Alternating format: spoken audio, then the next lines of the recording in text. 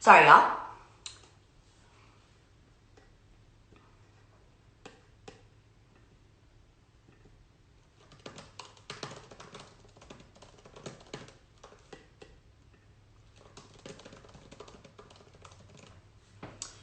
Sorry, you guys.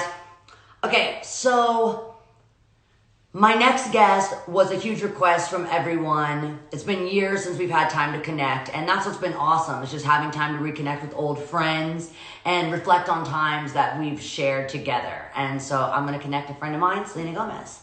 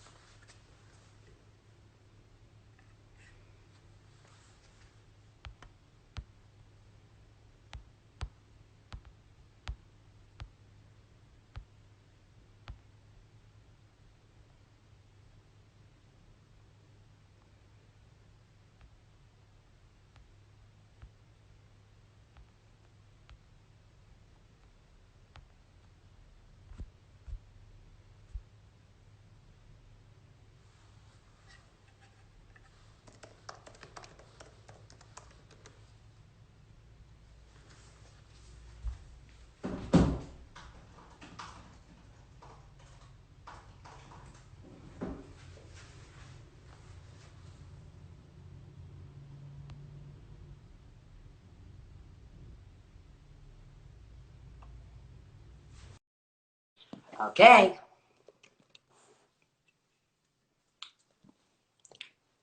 Selena fucking Gomez. Hey! Hey girl, Hi, I'm so happy to have you on the show. I'm so happy to be on the show because you're killing it, girl.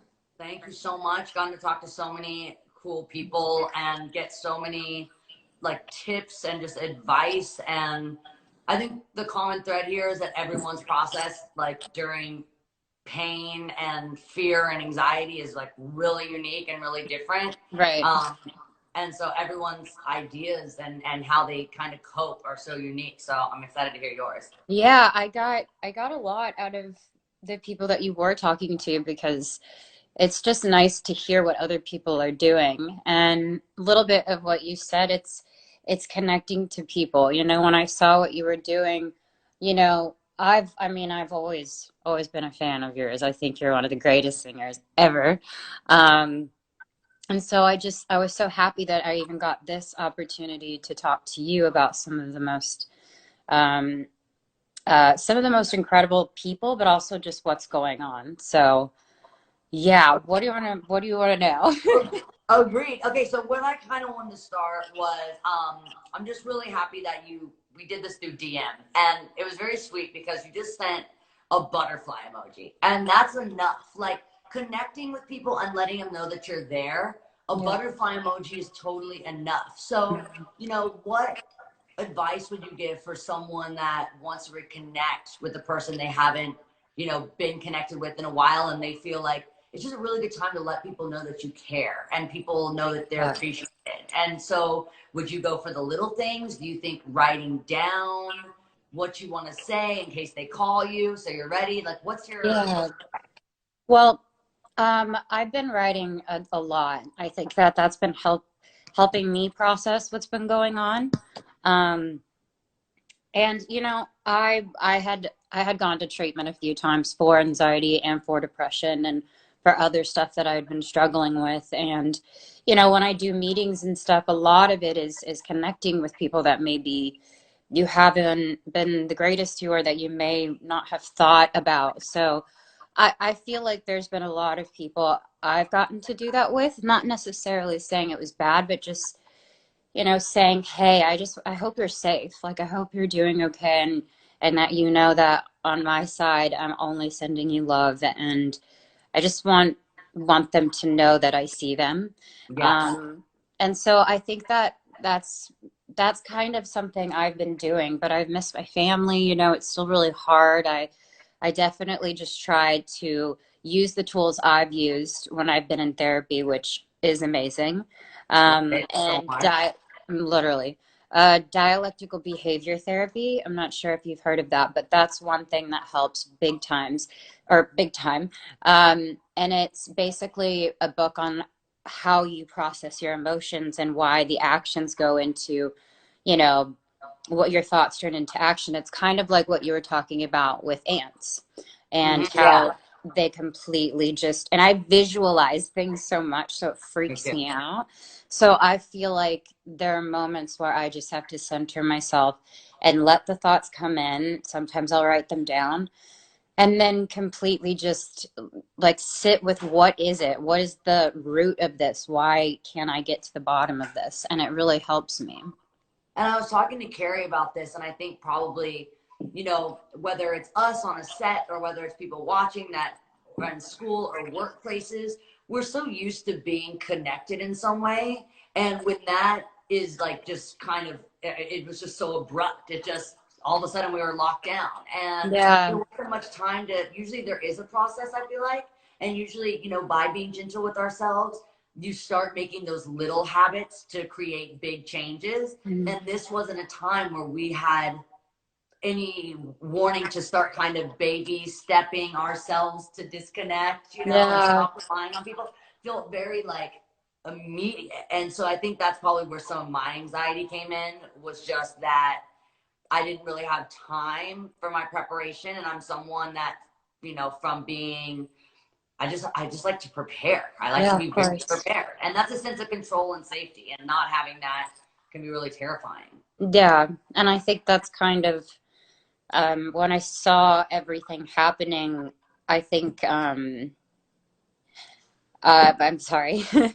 I think it's just really hard because I have grandparents and um, seeing people not take it as seriously as they should is um, really hard for me because I know there are people like the hospitals and everybody that are literally sacrificing their lives. And, one of the donations that I've made are to hospitals, and one of them is to Cedars-Sinai because that's the hospital where I found out I had lupus, where I found out, well, I needed my kidney transplant. So I'm giving like a portion of all certain things, like from my merch, because it doesn't seem important, but just to give to them.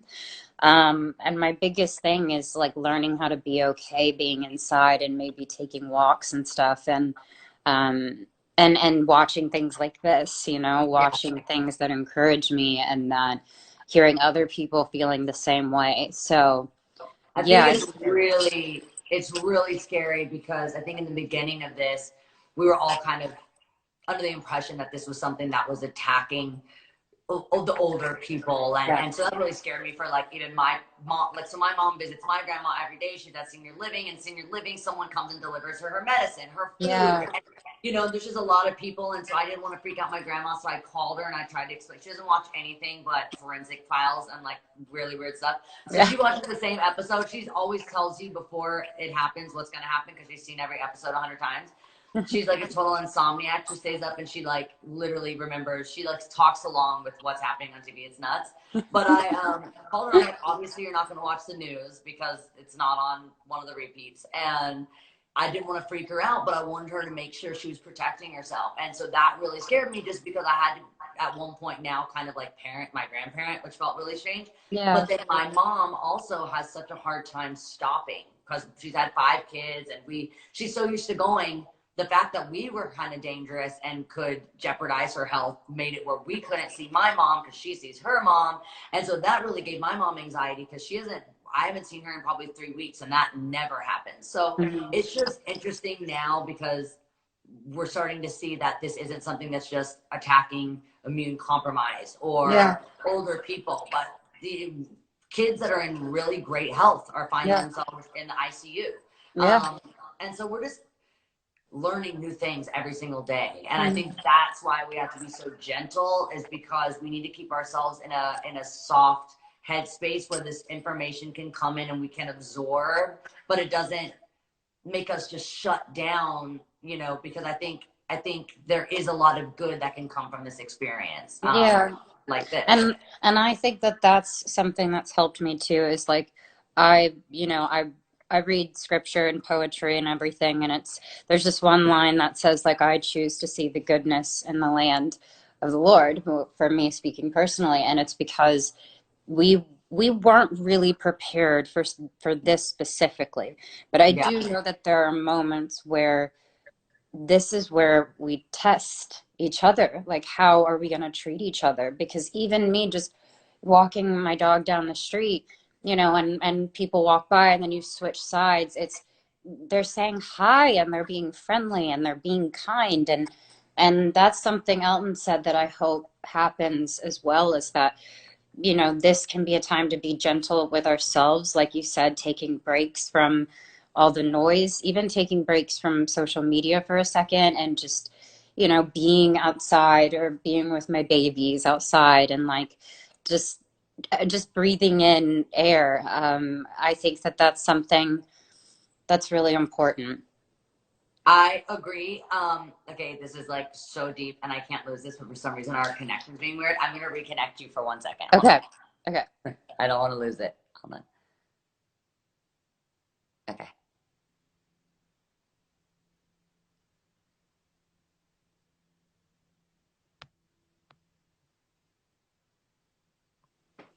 Okay, we're back. That was too good. I couldn't like not see her.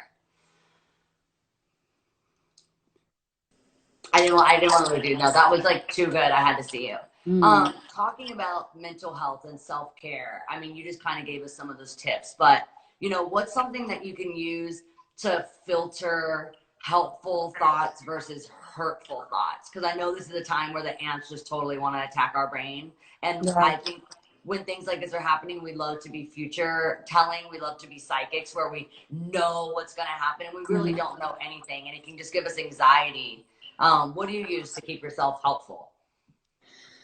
Communicating with like women I respect. Like I have a few older women that I look up to that aren't in the industry. I call them, and I think talking through what it is you're feeling is extremely helpful. Yeah. And I think there's wisdom in all of this with women and with other people, and all of my friends as well will get on calls, or we'll just talk to each other. But sometimes I have to feel it, Miley. Sometimes I got to cry it out, and I've got to release it and just take a deep breath, and then remind myself, go back to my tools, which is, okay, where is this coming from? I Yeah. understand I'm a big empath, so I feel so much of what the world Yeah. is feeling. So maybe I need to take a step back from that, or whatever it is. But also just being there for other people actually helps me too. I Um, agree. It's given so me so much light in this time just to be able to connect with people, like you said, people I respect and people that I love and want to hear their advice, but just to know people are there and just to know that people yeah, are feeling the same way that I feel makes me feel less alone. Um, yeah. so what's your advice for someone who's afraid to talk about mental health? Like, where would you tell people to reach out? I know you work with crisis text line 741 and I know someone will respond. So is that something that you would say to reach out to, or like, how do you talk about mental health? So recently I went to one of the best mental hospitals in the world, but definitely in America, McLean's Hospital. And I discussed that after years of going through a lot of different things, I realized that I was bipolar. And so when I go to know more information, it actually helps me. It doesn't scare me once I know it. And I think Yeah. people get scared of that, right? They're like, oh, and I've seen it, and I've seen some of it even in my own family, where I'm like, what's going on? Where it's just, I'm from Texas. It's not known to like talk about your mental health, or you got to seem cool. And then I see anger built up in children, teenagers, or whatever, young adults, because they are wanting that so badly. And so Yeah. I just feel like when I finally said what I was going to say, I wanted to know everything about it, and it took the fear away. It was like when I was younger, I was scared of thunderstorms, and my mom bought me all these different books on thunderstorms. So she's like, the more that you educate yourself on this, the more that you're not going to be afraid. And Right. it completely worked. And that's kind of something that helps me big time. That's really good advice. I really like that about buying the books about thunderstorms, because when you do understand something, you don't think, hey, this is just happening to me. Because when something's just happening to you, then you can't kind of find some sense of, maybe tools that you could Right. use, and it'll give you a sense of like, there's things that I can do, like therapy, that can make me understand parts. I was actually talking about parts of my personality that if I let them control me, they can become negative. But if I learn how to kind of use them for good, like I have, OCD, like I'm pretty obsessive. At a time when I was younger, it used to really drive me, kind of made me feel like I was just too different. I didn't really understand it. And I used to like alphabetize things. Like I couldn't, like I would throw these total fits if I couldn't alphabetize things and all these different things. But now it's been able to help me to kind of learn about it and be able to use it for good and use it for doing things like this and staying Yeah. organized, but then also just be able to understand it more. And so it's just really important to understand something that you're relating with or just doing research, and it's a really good tool. Yeah. So what I wanted to ask you were, besides obviously like your therapist, what are some reliable sources that are like really close to you in your life? Like crisis text hotline, or what are some organizations that you support that you would encourage people to look into? So I recently, along with, we were selling some stuff, is that we were donating to the Recording Academy. I had Justin Tranter, who is one of my writers that I work with all the time, and I love him so much. He sent a mass text to people saying this is definitely going to affect our music community, and music makes, I mean, as you know, Yeah. music makes you feel, makes you happy, makes you explore different things. And so, the Music Cares is like a part of that as well. So I've donated to both of them because that's also a side of my people. So I'm doing like, I'm trying to do hospitals, and then I'm going to be working with Music Cares, and then I'm not going to stop because I feel, and I talk to my team daily. I'm like, where's the holes here? Where's the things that I can be placed to help in any way possible? So, yeah, there's a couple of other things, but I love Music Cares. We actually were yes, talking about Music Cares and the struggles that independent artists will have with concerts being canceled and venues. And I love what Live Nation is doing with Crew yes, Nation, taking care of all the crews. So people are really stepping up in our community, which makes me really, really happy and proud to be a part of it. yes, Before we go, I wanted to talk about this tool that I have that's called Feel Great Anywhere, Anytime, and it's from my therapist, Dr. Amen. And it's about anchoring yourself. So in times where like anxiety can kind of make us, oh, it's gonna do it again. I might have to reconnect you. So okay, pause. Hold on, I'm reconnecting you.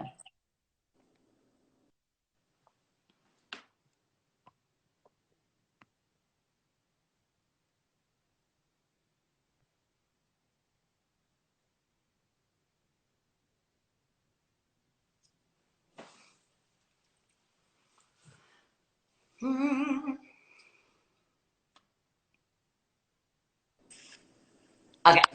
okay, So this is the one thing I wanted to ask you. So it's about anchoring yourself. Anxiety can really make us kind of feel, that floating feeling where you feel like you have yes, no weight in your feet or your hands. And so you really have to like find the gravity and let it like just anchor you. So Dr. Amen has this trick, Feel Great Anywhere, Anytime, where you anchor yourself to a memory. So even if you're traveling and you have a suitcase, and I was saying that, when I see, like in my suitcase, if I had a yellow sweatshirt, it would remind me of bananas. And one time, me and my brother decided we didn't like the way that my parents were running the house, so we were going to live inside our dollhouse, my dollhouse that I had outside. But we only took bananas, and by like the second hour, we were so over the bananas that we were like sneaking over to our grandma's house and getting like all her little sweet treats and Chex Mix and all these things. So it reminds me of the yellow, reminds me of bananas, which reminds me of my brother, and then it reminds me of my childhood and how fortunate I was to have a playmate, because some people don't have brothers and sisters that you can play with. And so I was just so lucky to have that. So that anchors me. What's like a memory in your life or something around you that reminds you, or what's a memory in your life that you like to think about in times where you feel that floaty feeling? It's a really beautiful memory. yeah. Wow. Probably when my sister was born. Because I was an only child growing up. So I didn't have my sister's 6.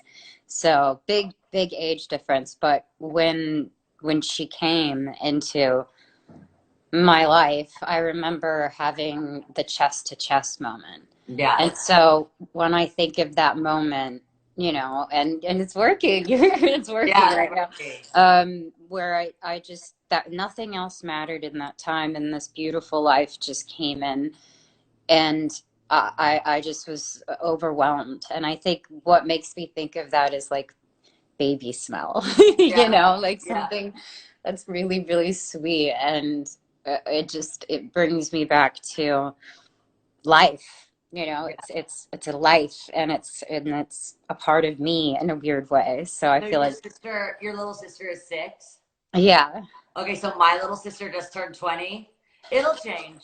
It will change. Right now, I go between being like the coolest person in the world in her life to like she doesn't know me. Yeah, right. So that'll Okay. happen. She won't know you at a period of her life. Someone's gonna say like, "Oh, your sister Selena's cool," and she goes, "Who's that? I don't know her." Exactly. Oh no, you're Oh yeah, so she'll right. not know you for a couple of years. That's what happens every now and then. Or like, I'll run into now know what kind of goes out. So if I like run into her out and you wave and she's like, I don't know her. She doesn't quite I don't know me yet, but like it's on the way, it's creeping in. But it'll then come back around. I The think closer, so. yeah, it comes back around. Me and my little sister Noah's 20 and I'm 27, and so I give it a couple of years and I think I'll be really cool again. Yeah, I'm still in the cool zone. That's awesome. I'm so happy to have you on the show and happy to reconnect with you, and send me butterflies anytime. I'll Yes, when all same. this is moved on and we can connect, we'll just hug. Would love that. All Thank right. you, and thank you for what you're doing. Thanks, Selena. Good to see All you. right. Bye. Bye. Okay, my dog is like banging on the door. Hold on. Come here. Come here, puppy. What are you doing? Oh. No, no, no. Come here, Momo. Come here. Mommy, come here. Come here. I hear puppies. I hear a puppy. I hear a puppy. Come here.